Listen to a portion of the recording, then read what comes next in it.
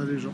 Buongiorno a tutti. À l'aube de cette nouvelle année 2022, je voudrais tout d'abord vous adresser mes vœux les plus chaleureux pour vous-même, votre famille et vos proches. 2021, après 2020, a donc été une fois encore marqué par le Covid qui nous a tous collectivement éprouvés et fait de trop nombreuses victimes.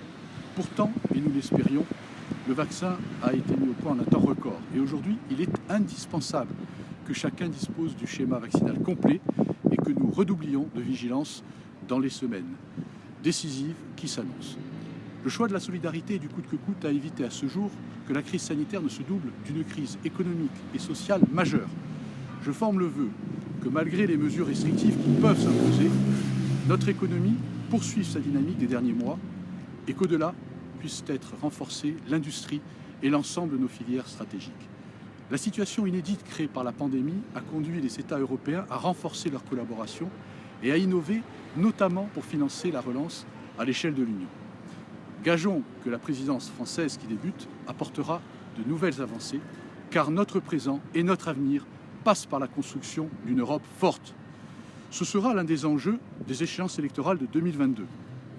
Dans ce grand débat démocratique qui s'ouvre, il nous faudra défendre notre modèle républicain et laïque pour qu'il soit plus protecteur et solidaire encore, tout en s'engageant plus résolument encore dans la transition écologique et le développement durable.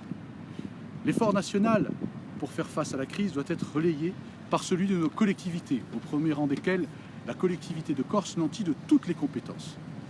Nous attendons qu'elles s'en saisissent pleinement et que l'exécutif prenne à bras le corps les grands dossiers toujours en attente, tels que les déchets ou le projet de grand port de Bastia.